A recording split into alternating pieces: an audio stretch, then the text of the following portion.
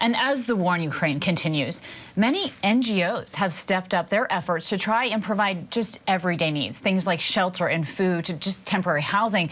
This is a new report from Vital Voices, and it's showing that women are the ones leading that charge. According to this report, women-led organizations have helped nearly 6 million individuals who have lost their homes due to the war. Joining us now to discuss this report and the needs of Ukrainians is Alyse Nelson. She is the CEO and president of Vital Voices, and Oksana Horbunova, the director of the NGO Resource Center in Kyiv. Thank you so much for joining us, both of you. And Alyse, starting with you, you were just recently in Ukraine and you saw the findings of this report. So tell us what you saw when you were there on the ground, and elaborate, please, on the women-led organizations and what they're doing to help. Absolutely. So just a little background, Vital Voices has been supporting women leaders in Ukraine for the last 26 years. So we have worked with, hundreds of women across the country. And, if we go back to February of 2022, Russia's, unprovoked attack on Ukraine, it was this network of women organizations and women leaders who truly just lit up, pivoted the work of their organization to support, as you said, the millions upon millions of women and children and men as well, but who have been internally displaced throughout the country. I think one of the things that I really learned and got a front row view of there in Ukraine throughout my trip last month was really that this is the largest humanitarian operation of all time. The UN's flash appeal raised $3.7 billion. That is the largest humanitarian, operation and response of all time. However, only 0.4% of that money is going directly to these Ukrainian NGOs. And you can imagine the women's NGOs are getting even a smaller amount. Now, these are the people that before the international community got organized were those on the front lines, those who were providing the shelter, the food, the psychosocial support to women and children, in the country. Wow. And Oksana, you're working with these groups that provide the most crucial services, especially to displaced women and children. It's women and children that represent 65% of those who are displaced in Ukraine. So what are some of the biggest challenges you're facing in getting these resources out?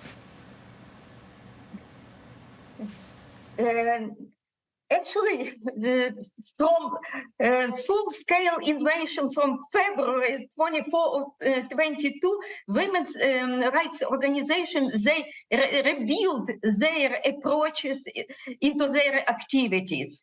And women rights organizations, they were first identifying the needs of their communities. From the first day of the war, millions of Ukrainian women, they were forced to leave their homes. They lost the connection with their families. They lost the connection with their communities. And of course, they were in very difficult situation. And women rights organizations, they responded very actively to organize the support, to respond the largest humanitarian problem since Second World War. And in east part of Ukraine, women rights organizations organize several shelters to accommodate the women and to provide the basic needs for them. But right now, this special appreciation is going to women's organizations, which is staying locally near the front line and trying to help local women who are not able to leave. And they even manage to establish the contacts with their communities who are resigned in occupied territories. And actually, during the war, women rights organizations, they changed their approaches, and they were able to strengthen their partnership with local and national government, with global democratic women vote, with a goal to help Ukrainian women to survive during this difficult time.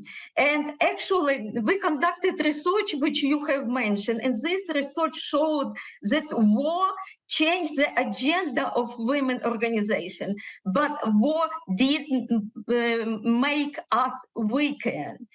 We received the new knowledge. We received the knowledge how to work in difficult psychological environment, how to help another under the bomb shelling.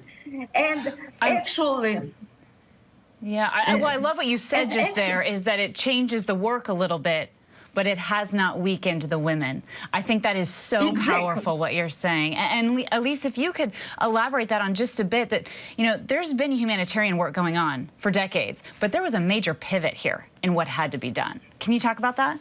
There absolutely was. You know, I think one of the things that's important to remember is that the international community was not in Ukraine, obviously, the way that they are now. They had maybe some small operations. So it took the international community some time to ramp up support. And in the meantime, the support came from those locally led women's organizations, and they continue to be there.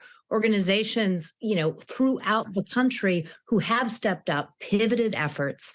The other, you know, issue that we saw quite a bit and heard about quite a bit was obviously the rise of violence against women, particularly rape as a weapon of war. You see that in the East with the Russian invasion, but also a rise of domestic violence. We see this around the world. Anytime that there is conflict and crisis, women bear the brunt. Obviously, they're trying to keep their families together. You know, their children are likely out of school. But, you know, that increased pressure, anxiety that comes from war often does lead to domestic violence. So these are a lot of the issues that we were talking about while we were in Ukraine. I think one of the things that's most important as we look forward is that locally led NGOs, particularly women-led NGOs, because a lot of this work is being done by women, a lot of the most progressive work is being done by women, they need a seat at the table, not just the resources, but a voice in the reconstruction, and as I said, the largest humanitarian response and recovery, you know, in the years to come of all time. Right. They quite simply could be, you know, holding the future of their country in their hands when it comes to their children. Alyse and Oksana, thank you so much for your time and the work that you're doing. Hi, everyone. George Stephanopoulos here. Thanks for checking out the ABC News YouTube channel. If you'd like to get more videos, show highlights, and watch live event coverage, click on the right over here to subscribe to our channel. And don't forget to download the ABC News app for breaking news alerts. Thanks for watching.